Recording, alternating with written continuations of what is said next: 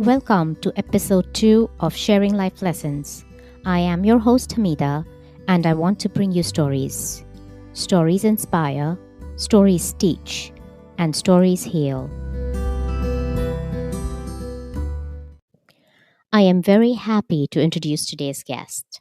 He had served as a teacher, coach, dorm supervisor, college counselor, and admission director between 1985 and 1996 at the Petty School, an elite New Jersey school. He was then appointed the 16th head of school in 2013.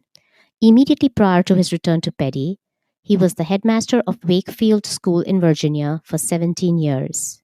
Let's welcome Peter Quinn. Peter, thank you very much for being on the show. I am honored. We've known each other for a couple of years, and one thing amongst many that I admire you for is for the way you're able to connect with your audience when you address them. And I'm sure our listeners will agree with me after they've heard your story. But before that, your father and your grandfather were both headmasters. In fact, your grandfather became a headmaster in 1929. That's a very long 90-year, three-generational tradition in your family. When did you actually know that you wanted to follow your father and grandfather's footsteps and also become a headmaster of a school? I think the moment at which decided I want to be head of a school was when it seemed to me that I had an interest and a propensity for solving practical problems outside of the classroom that would nevertheless help people in the classroom do their job better. And you have successfully been a headmaster for over 2 decades. So, Peter, tell us your story and the life lessons that you have learned from it. The life lesson I want to share comes out of my summer employment experience during college. My father thought, like the fathers of a lot of my classmates, that their sons had probably grown up in sheltered circumstances and needed to understand that the real world was different from the one in which they'd grown up. So my father decided that I would work for the Kansas City Southern Railroad. This is once we had moved from Philadelphia. And he found me a job as a track laborer during the summers that I was in college. And I think what he wanted for this was I would understand the different perspective of people who earn their living with their backs. I would understand the value of truly difficult labor. And I'm not sure the third lesson was on his mind, but that'll become clear as I tell the story. So the railroad was the Kansas City Southern Railroad, which at that point, this is in the mid-70s, operated between the coal fields of Montana and New Orleans. And the railroad had just earned a lucrative contract with coal mining companies to bring the coal from the coal fields of Montana down to New Orleans. And that brought it through Kansas City and Missouri, the southern parts of Missouri. I was assigned to a track labor unit, which operated between Kansas City and Pittsburgh, Kansas, out in the middle of farm country. And our job during the summers was to replace the ties that were holding the rails together on the roadbed. And so we would go through a process in which we removed the old ties, took off the old anchors, took out the tie, put it in the new tie, and then spiked it down, anchored it, and aligned the rails. And this is the summer. It's Kansas and Missouri. It's extremely hot. And so there were 6 of us on that crew, 6 college guys, along with 15 native New Orleans guys who were bigger than houses. And we were pretty sure could bend the railroad rails by themselves. So we were intimidated from the beginning. These guys knew what hard work was. Their English was broken. Their education was weak, but their ability to work and their focus and their genuine commitment to doing their job hard, but also living a fairly hard life was probably the most illuminating part of working with them for 4 summers. The overarching lesson of my experience in those summers was the value of education, but that was made up of interim lessons. And the first of that was the value of hard work. I thought I knew what hard work was. I worked on my homework. I mowed the lawn. I raked leaves. But replacing railroad ties and dealing with the difficulties of railroad engineering during the months of June, July, and August in 4 successive summers gave to me a whole new glimpse of what hard physical labor was. There was no forgiveness. There was no coaching up to it. You were expected to do the job the first time the right way. And we were aware that when we didn't do the job right, hundreds of millions of dollars of railroad income was hurtling down the rail towards us at breakneck speed. And the last thing we wanted to do was delay it, or even worse, cause a derailment. And at that time, Kansas City Southern was dealing with a series of bad derailments, and they were trying to spend much more money on their track maintenance, which was why we were there in the first place. So the value of hard work, not just as something that was important you could persevere through and complete, which was a lesson I'd already learned. I'd been taught that I had to finish things that were hard. But the importance of manual labor to a bigger picture was probably new to me.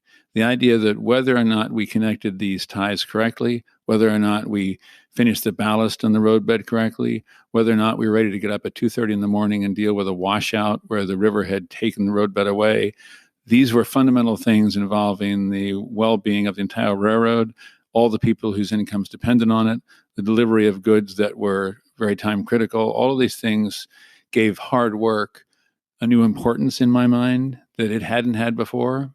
Previous to this, hard work for me was hard academic work, hard intellectual work, mastering an idea.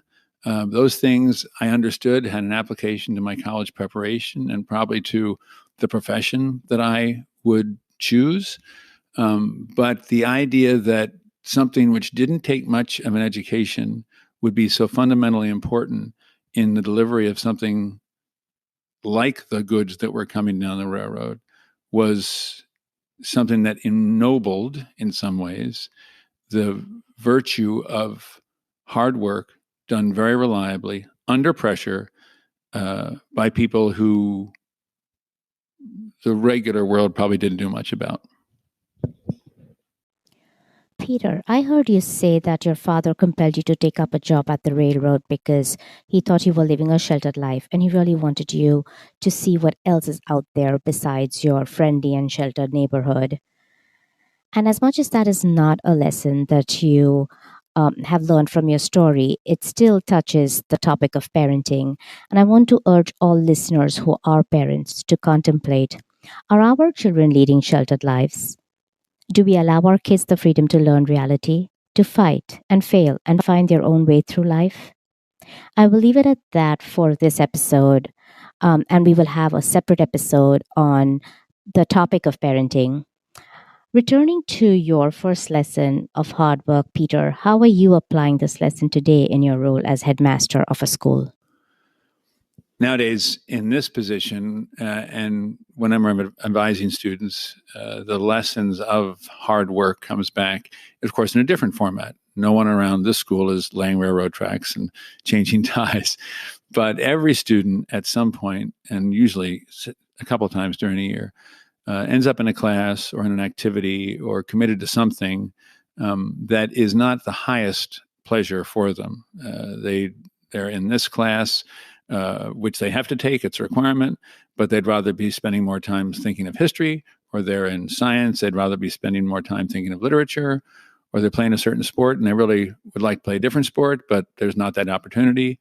And I think the importance of my life lesson is that I can talk to them and remind them that what they're learning by committing hard work and first-rate effort to something which they don't see as their long-term future, which wasn't their first choice, but to which they have nevertheless given their name in this event, is that they need to be as good as they can be at whatever task they're taking on, even if the result will not be the winning goal in the game or the best test in the class or a change of heart that they might want to major in this thing.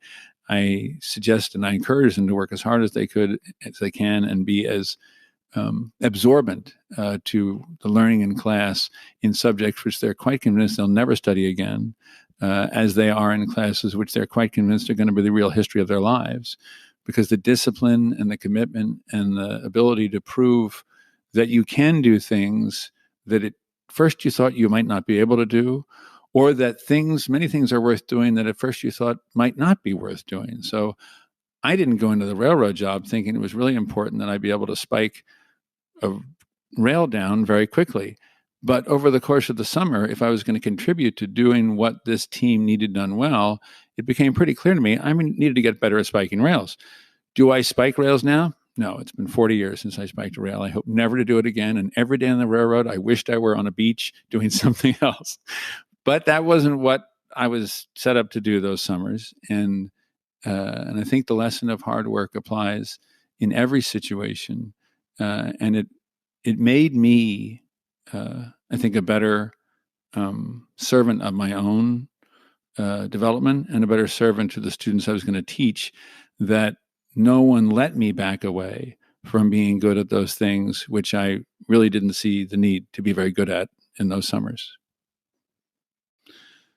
Another lesson I learned those summers was the rich diversity of people who were born in this country and just live in different sections. So as I said earlier, we had about 15 or 16 full-time employees. These are real railroad folks who lived generally down in New Orleans. And in the summer, they came up and they lived on trailers that the railroad hauled up from New Orleans. And these were guys who, there were no women. They were all, as I say, I was about the smallest person there. They were all incredibly hardened by labor. They lived a hard life. So the most common pursuit every 2 Fridays, we were paid every other Friday, was that they would gamble their weekly salary away, or at least such part of it as their families allowed them to keep, because I know that a bunch of them were sending part of their salaries home. But every Monday morning, we'd hear about the poker games that had gone on Friday night. We'd hear about the misbehavior. We'd occasionally hear about fights that broke out. And these guys had to get along on Monday morning. So to work with people who treated each other as roughly as these guys treated each other and who could come back and focus and get along was a friction, was an opportunity to observe friction I had never seen before. I had seen, as a teenager, it's a hard life to go through because you have to learn how to disagree with people and yet not become their enemies.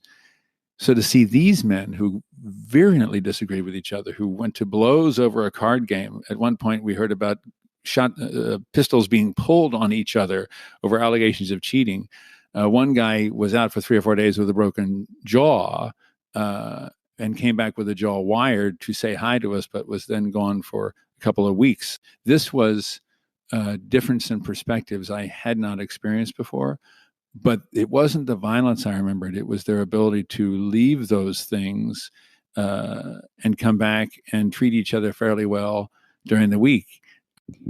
This is such an important lesson. Fast forward to 2020, there is no doubt that as the world rapidly globalizes, diversity is becoming increasingly present across all aspects of our lives. And just as the railroad men did what they needed to do in their times, that is, they forgot all of their differences and came together on a Monday morning and worked together as a team for the rest of the week to avoid any railroad catastrophes. We need to do what is required of us in our time. At this time, society is rich with diversity. It's rich with diversity of ideas, diversity of perspectives, diversity of opinions, and we need to rein this diversity in and give each of these differences a seat at the table. Just as Telly Whitney so rightfully said, diversity drives innovation. When we limit who can contribute, we in turn limit what problems we can solve. Peter, your story is getting more interesting by the lesson. Let's hear your lesson number 3. And the third lesson is of the importance of education for anybody who wants it. And that's the last lesson I learned from my summers on the railroad. And I learned it on the last day of my employment on the railroad. It was the custom on the last day of your summer that you'd be the one who'd buy the beer on the last Friday. And we'd go back to the garage where all this equipment was kept. And there was a 7-Eleven down the street. This was in Independence, Missouri. And you'd have to go down to the 7-Eleven and get the beer and bring it back. And you weren't expected to buy a lot of beer, but enough for everybody to have 1 or 2. And this was not only my last day of the summer, but it was my last summer on the job. And everybody knew that by now. And they also knew that I was going to be a teacher because over lunch we talk about things. And I was the only person there who was going to be a teacher. Of the other 5 summer help, they were all one was going to medical school, the other 4 were going to be financial services, I think. So the day came. It was not too hot a day, but hot enough for beer. And I had gone down and gotten the stuff from 7-Eleven and came back, and we were sitting around. And the assistant foreman, one of the few white guys on the crew other than the summer help, was about 6'4" and about 320 pounds, and a formidable guy. And he had a couple beers, and we were saying goodbye. And he said, and I won't imitate his accent. It was a Southern accent. He said, "So you're going to be a teacher?" I said, "Yeah." He said, "What grades are you going to teach?" And I said, "Well, my job is going to be 5th grade. I'm going to teach English to 5th graders." He said, "Teaching English, does that mean reading and writing?" I said, "Yes." He said, "Spelling?" I said, "Yes." He said, "Well, let me tell you the most important thing you need to know." And I smiled. And he had a dry sense of humor, but it became pretty clear in a couple of seconds that this was really important to him. This wasn't going to be a joke. His first name was Lonnie. And I said, "Well, you tell me what the most important thing is, Lonnie." He said, "Pete, I'm not joshing."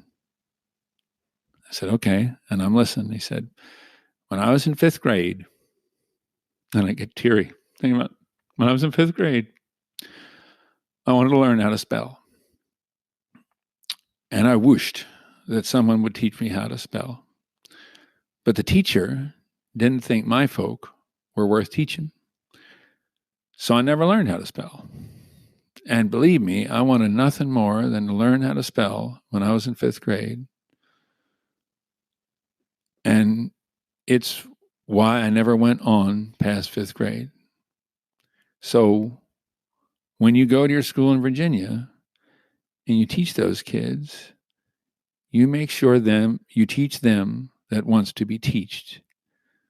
He said, "I know I didn't say that right, and maybe I would have if I'd learned how to spell in the 5th grade." But he took me by the shoulder and he said, "You just got to make sure that no one who wants to be taught in your class doesn't get taught." Now, I've told parts of this story in other settings, and 4 or 5 years ago, I used the story of Lenny giving me my inspirational orders at commencement because I wanted to ground the students, the graduates of Petty School, who are a fairly rarefied bunch. And looking back on my career, I had not been inspired as deeply by my professors in college or my professors in graduate school to that kind of work as I was that afternoon on the railroad.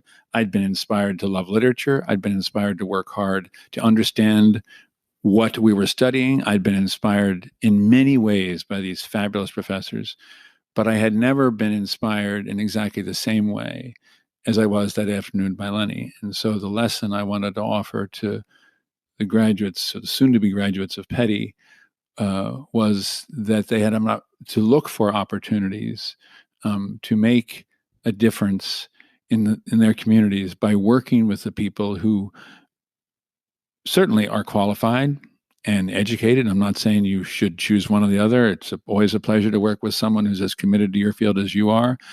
But you can't overlook the people who may not have had the same opportunities, who may not have made the same choices, but who nevertheless have the same goodness of heart and the same willingness to help and can benefit from being a partner with you because they're going to bring strengths and skills to the experience that you don't have. And they're going to benefit from strengths and experiences that you do have. And the opportunity for high school kids, at least the ones I was talking to and lots of others, is to go out in the world and be that kind of entrepreneurial citizen who looks for opportunities to make things better, who judges his or her success from how much they can contribute to each community, and who looks for partners in those contributions that may have very different backgrounds than their own.